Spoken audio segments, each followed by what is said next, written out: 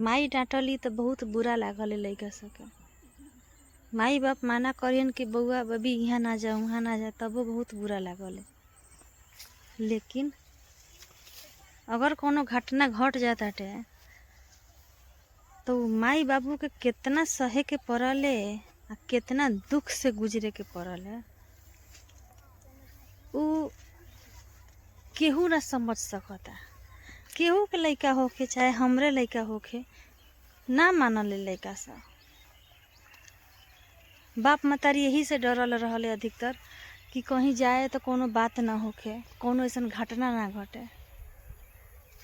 काल जौन जल यात्रा के दौरान जौन घटना घटल बा उमे केकर नुकसान भेल बा? एगो माई बाबू के नुकसान भेल बा। एगो माई बाप के पोसल पासल लइका चल गेल, ओकर कोख उजर गेल। बाकी तो सारा लोग मेला के ही इंतजार करता। शायद एमे गलती केहू के नहीं खे, तकदीर के ही गलती बा।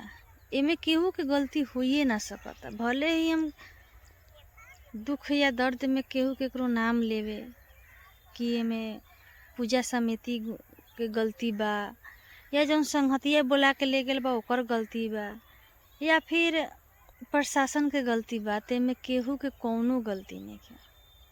और चीज सुने के मिलल खवे कि हमें कौनो बा जेकरा साथे ना कहले खटकरम भेल बाटे, छुआछूत के लागल बा, तो ओकरा चौका ना बैठे के चाही। सही मायने में देखल जाए तो वाकई में ना बैठे के चाही। लेकिन घटना ओकरा साथे ना नु भेल बा।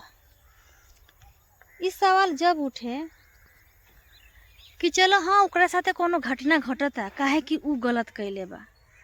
भगवान तो ओकरा साथे कोनो घटना नहीं घटेले कि अगर कोनो गलती करता तो सजा भी ओकरे न मिले के चाही, ना कि लोग के मिले के चाही। दूसरा के का पता कि उ का करता। बेवजह केहू के ऊपर केहू आरोप लगावे सबसे बड़ा गलती होखले। ऐसा कुछ ना होखले।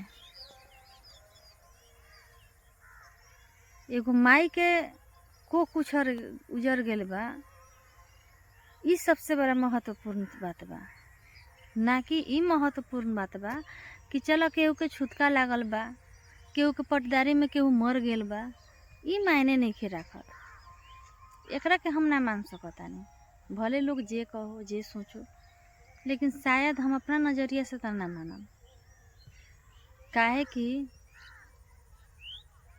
केहू के छुतका लागला से आ केहू के पूजा पर बैठला से उ माई के पुत ना वापस आई है, आ ना ओकरा कुछ कैला से या भाखला से या सराफला से केहू के कुछ हो सकता। सबसे बड़ा चीज बाटे कि महायज्ञ अगर कोनो मंदिर में कइल जाले, कोनो गांव समाज में होखताटे, तो ई समाज के, गांव के, पंचायत के भलाई ला ही कइल जाले।